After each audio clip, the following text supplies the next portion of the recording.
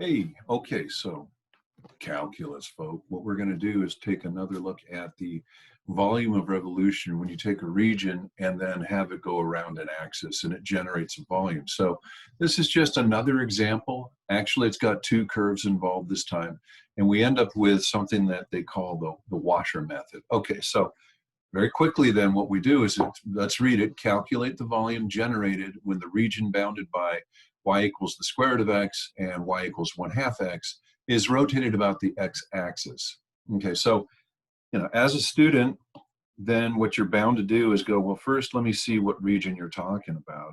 You've got yourself the square root doing its thing, and then you got this 1/2 x doing its thing, and I'm getting a pretty good idea of where the region is. It's going to be in between these guys. That's interesting. We haven't done one of these, I don't think, yet. And the story is it's going to rotate about the x-axis. So what happens when you do that is you've got this, well, let's make it ghostly. You got this ghostly other piece to it being intercepted. Like, oh, it's terrible. Something like that. Anyway, and so it's rotating about, and if you use your imagination, kind of looks like this. It is a paraboloid, but inside is rather strange structure, isn't it? Looks something weird like that. Regardless, if you're in a hurry and you're on a test or whatever and you want to get this thing done, then what you do is you consider the cross section. So let's say we decide to slice. What we're going to do is we're going to start here and go all the way down, slicing and dicing to here, and take an imaginary slice like that and think about what it looks like on end. Because remember, when we do the volume, it's the integral from a to b of some sort of area function dx. If you're going to do the slice, let's say perpendicular to the axis of rotation, then you're going to get these slices with cross-sectional areas. If we can find out the area of the function areas in terms of x, we can then integrate and be done with the problem. Pretty good stuff. Well, by my picture, I noticed that, first of all, I'm slicing from here to here. This first part, I think, is 0, right?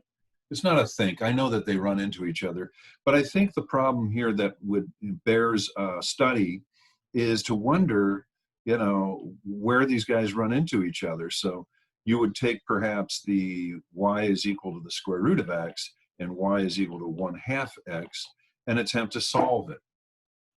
Okay, that is to say, where do they run into? You might be able to figure it out just by playing with numbers, but if not, if it's a more challenging one, you set the guys equal to each other and you solve. So perhaps I go 2 radical x is x squared both sides, 4x is x squared. So 0 is equal to x squared minus 4x. And lo and behold, good old algebra comes to the rescue again. And we get 2 answers, namely 0 and 4. And that makes sense.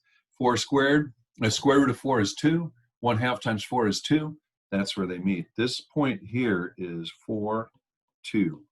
All right, good to know. So in this picture, what we have then is we are integrating from 0 to 4.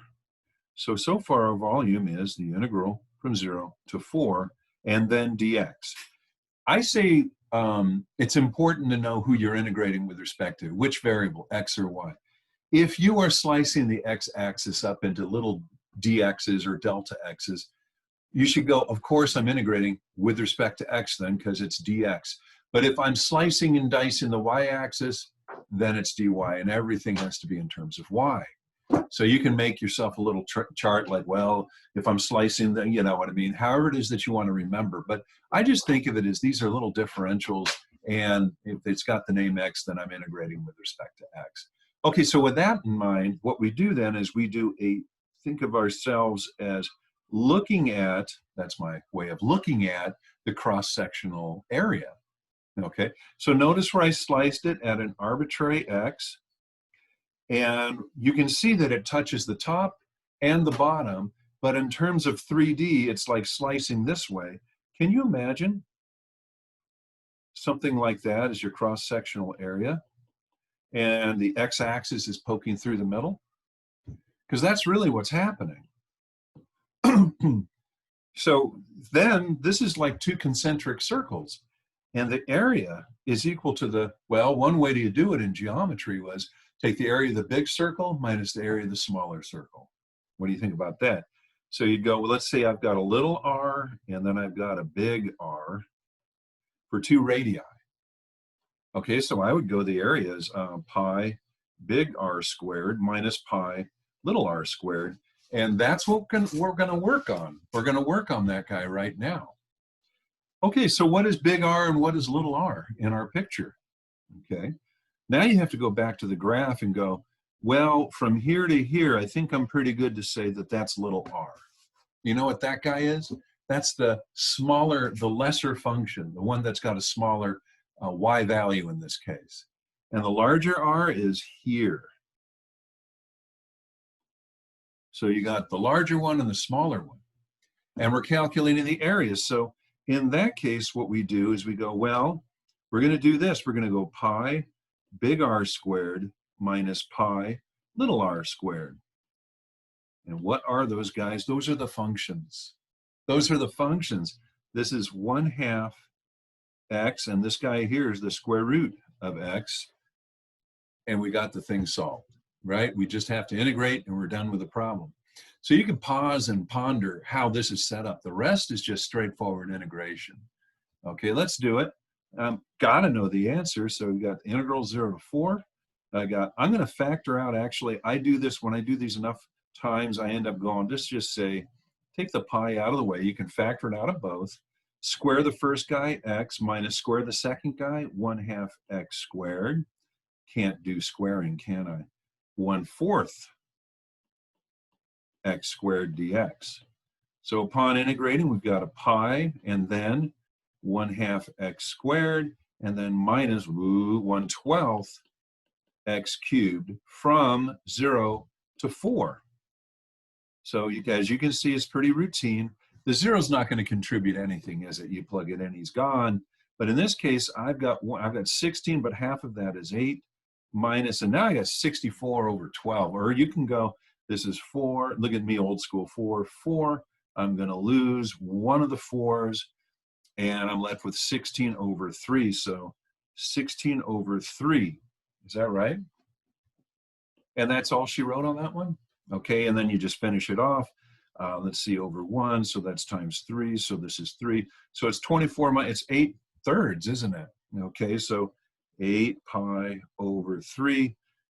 Usually my weakest part is towards the end these days, I'm afraid. It's just these squirrely little fractions, but that's it for this one. I just wanted to show you what they call the washer method. In the washer method is really just the disk method without a hole. Disk method looks like that, right? So that's what the story is with the washer method. It's good to see this.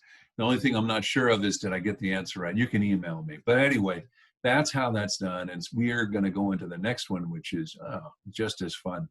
So we see you there. Stop the recording.